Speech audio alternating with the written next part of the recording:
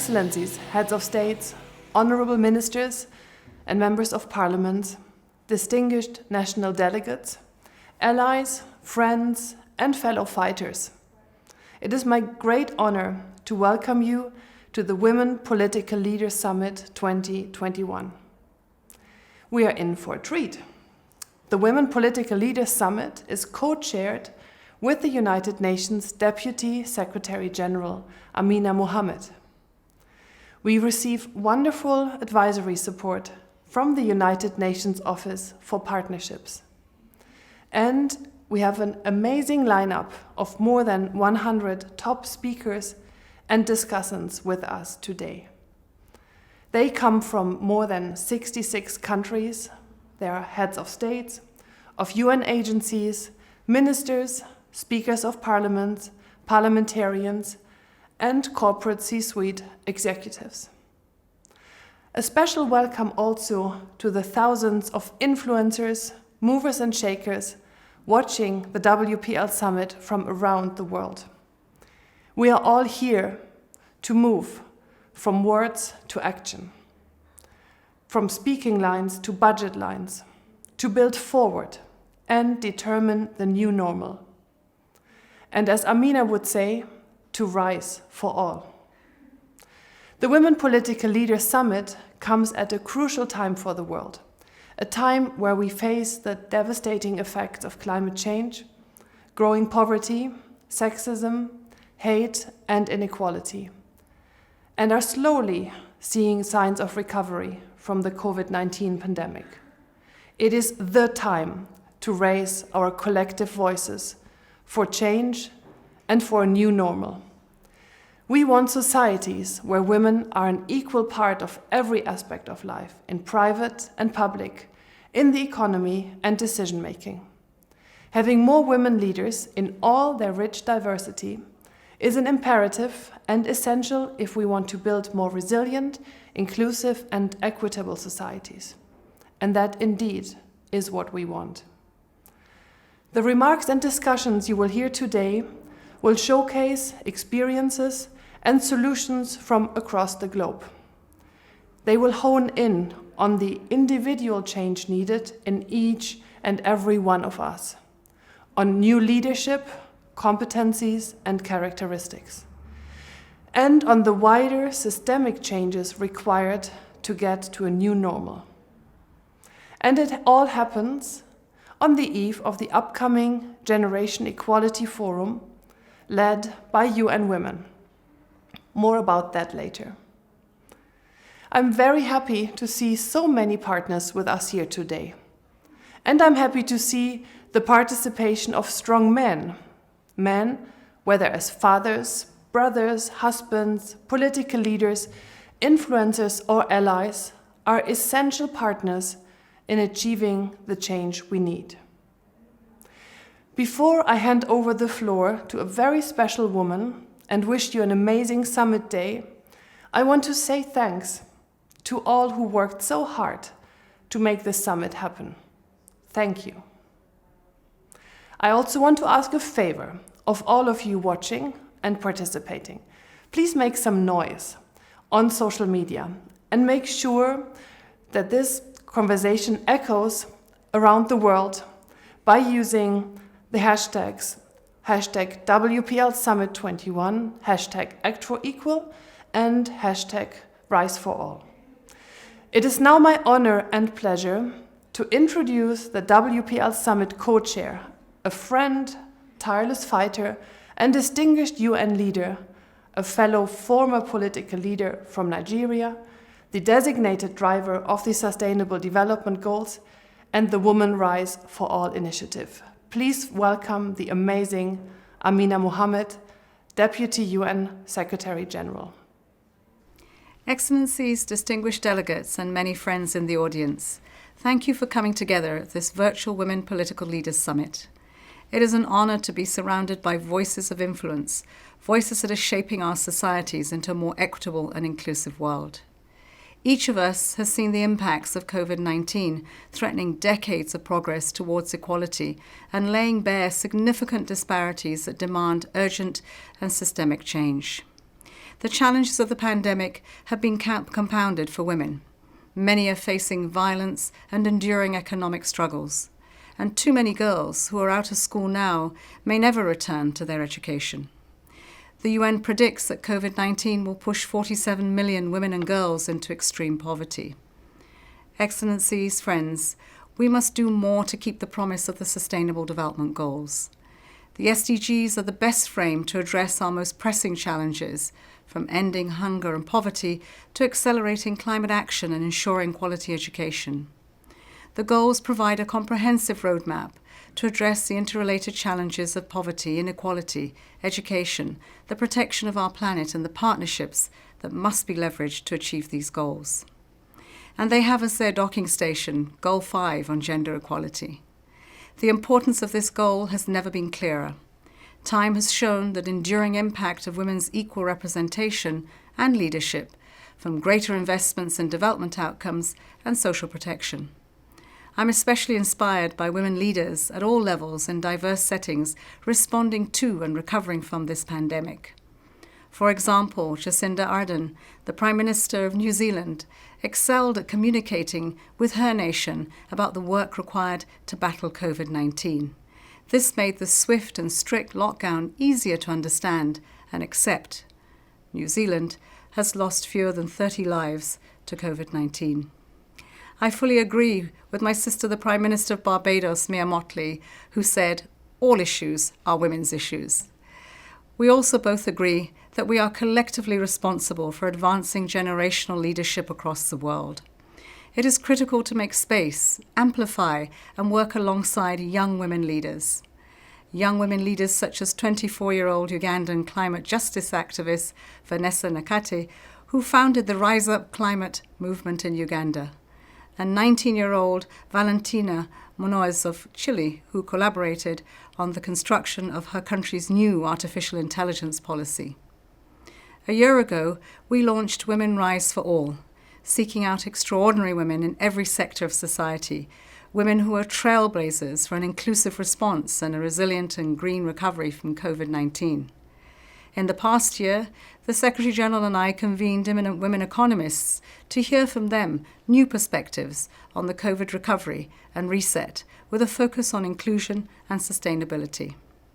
Dear colleagues, in just about a week, I look forward to the Generation Equality Forum in Paris, where this conversation will build on Mexico and crescendo to reinvigorated commitment and transformative action to leave no one behind, targeting 6 critical areas for transformation: ending gender-based violence, securing economic justice, bodily autonomy, climate justice, technology and innovation for gender equality, and promoting women's movements and women's leadership.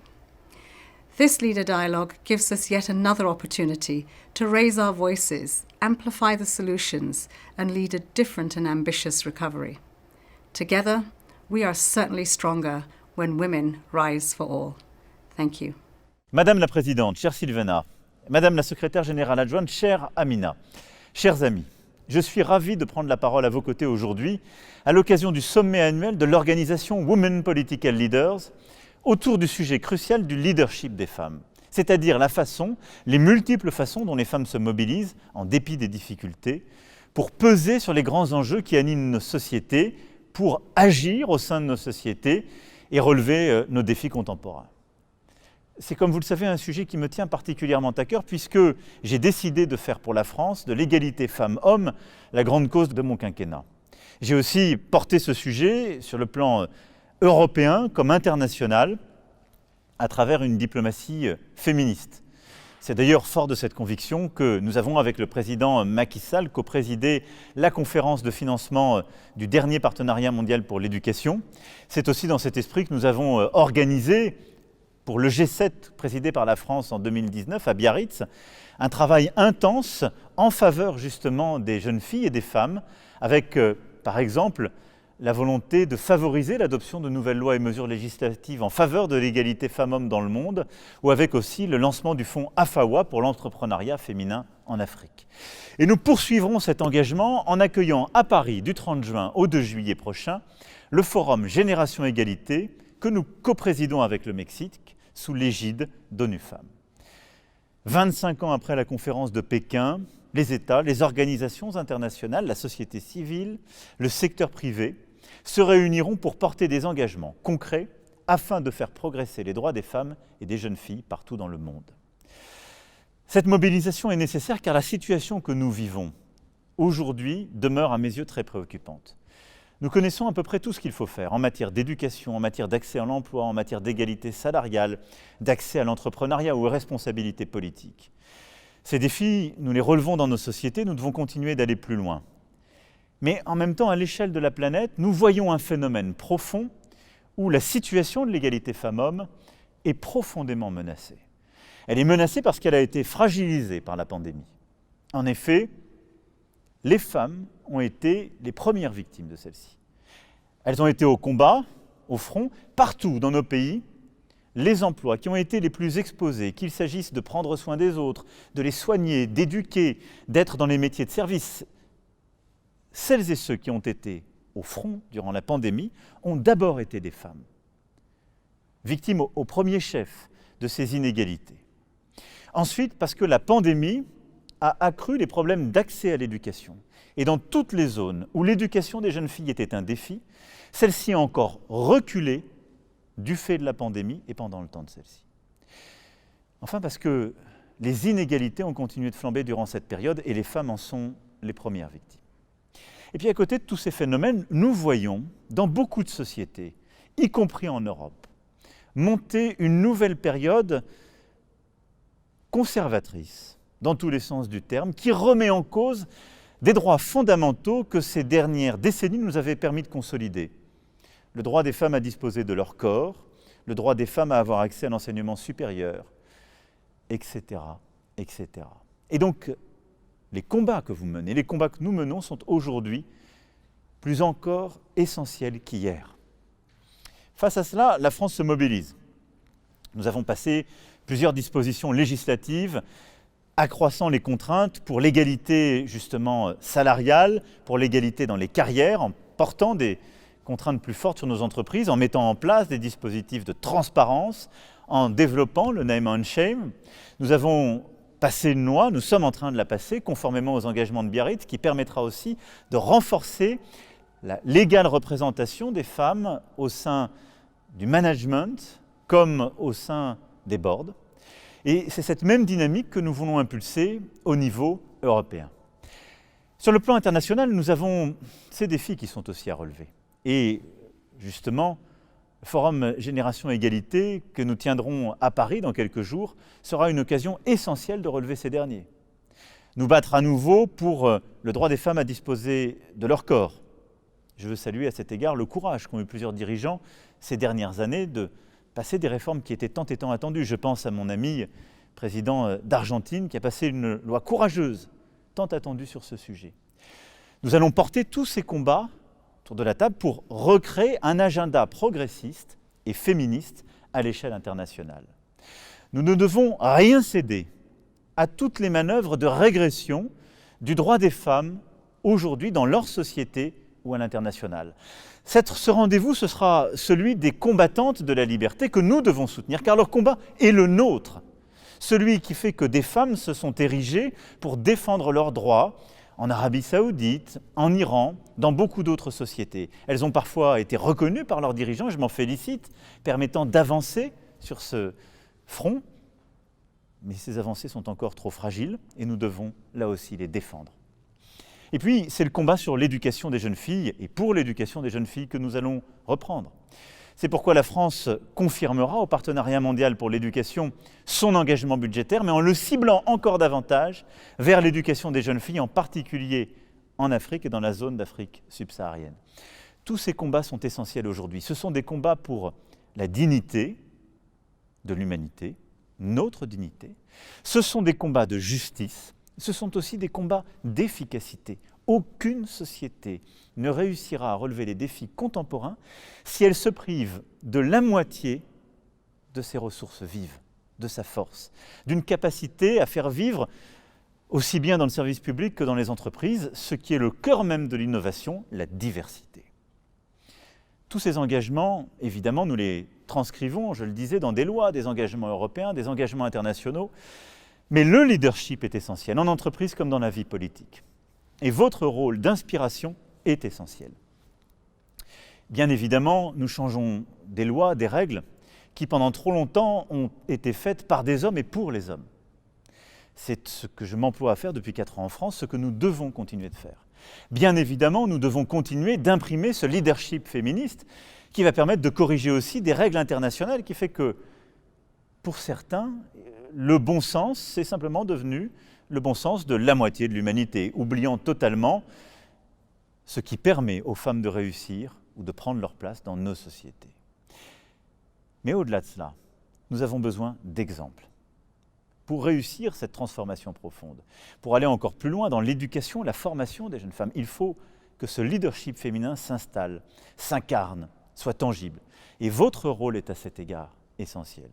Nous avons besoin d'avoir de plus en plus de femmes qui prennent les rênes de société. La France est elle-même face à ce défi. Le CAC 40 français n'a quasiment aucune femme qui dirige une grande entreprise. Une seule.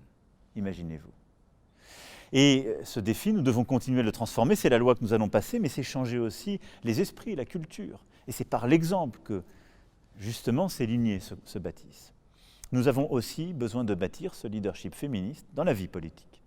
Je me félicite de pouvoir accueillir à Paris beaucoup de femmes aujourd'hui chefs d'État et de gouvernement. C'est un modèle qui doit continuer d'avancer. Et je me considère moi-même, je l'ai dit à plusieurs reprises, comme portant cette cause. Et je suis moi-même profondément féministe, engageant l'engagement politique des femmes. Ce plafond de verre, vous avez montré qu'il n'était pas une fatalité. Chacune, dans vos engagements, votre parcours, et vous êtes ce faisant une source d'inspiration. Et je vous invite à continuer à faire savoir et à partager ce message.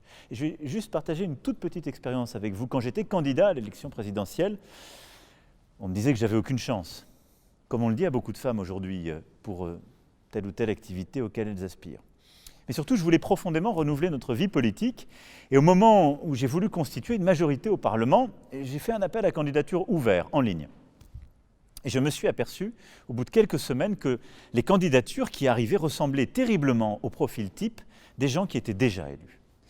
Alors j'ai passé un appel simple, un appel pour que les jeunes femmes et les femmes françaises qui étaient prêtes à changer la société s'engagent dans la vie politique française. En quelques semaines, j'ai pu ainsi avoir autant de candidatures féminines que masculines. J'ai veillé à ce que nous jouions le jeu et qu'on ne mette pas les femmes, comme on le faisait trop souvent dans la vie politique française, dans les circonscriptions où il n'y avait aucune chance.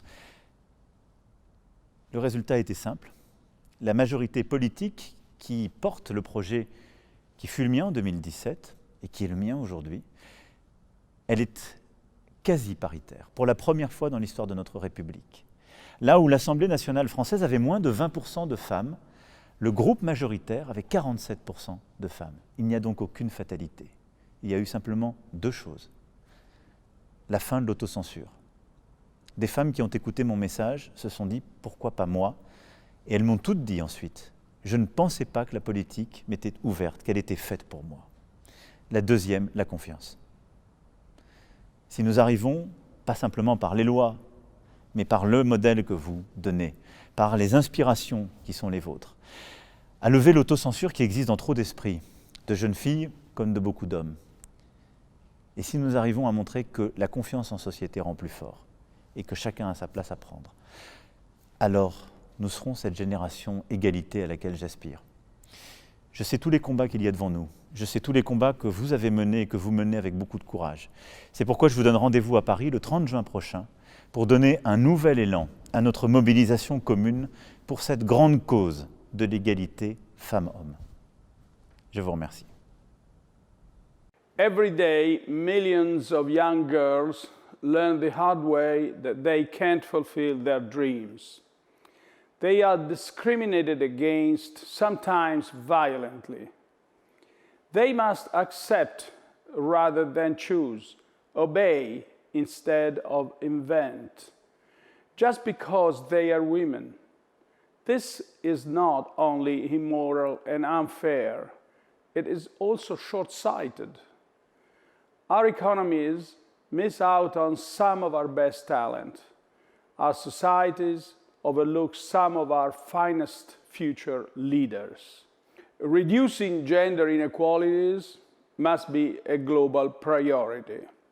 All around the world, girls face cultural biases and stereotypes from a very young age. The labor force participation of women is 27 percentage points lower than for men. In some regions, the gap is more than 50 points. Only 22 countries have female heads of state and government. 119 countries, including my own, have never had one. Some improvements have been made, but progress remains too slow and can be reversed. During the pandemic, women lost their jobs at a faster rate than men. Lockdowns led to the closure of schools and daycare centers, which took a severe toll on women. The global gender gap has increased, particularly when it comes to women's political participation. At the current rate, gender equality in ministerial positions will not be achieved before 2077. Our priority must be to promote equal access and opportunities in education. We must counter gender stereotypes and increase the rate of female enrollment in scientific subjects at school. We need to create a level playing field when it comes to the job market. We must close the gender pay gap and raise the number of women in leadership positions. We need to strengthen our welfare system to help the career progression of women. And we must bridge the gap between male and female representation in politics, supporting female leaders across the globe.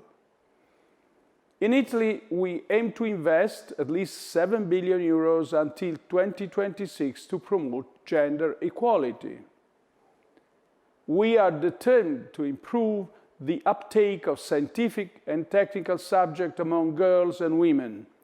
We want to expand nurseries and primary school services to help working mothers. We allocate funds to female entrepreneurs and introduce a conditionality clause to ensure businesses hire more women. Over the last 15 years, Italy has seen the strongest growth in Europe in the number of women in parliament. In 2004, only 9.9% of the total members of parliaments were women, and today this percentage is 35.8%. Our government has the highest number of women under secretaries in Italy's history. We have also appointed the first ever woman as head of the State Secret Service. However, these are only initial steps. Italy holds the presidency of the G20 this year. In August, we will hold a ministerial conference on women's empowerment. It is the first in G20 history. We firmly support the commitment made by women political leaders to establish a strong network of international women. We want to help female leaders around the world empower other women. We owe it to millions of girls and to our society as a whole. Thank you.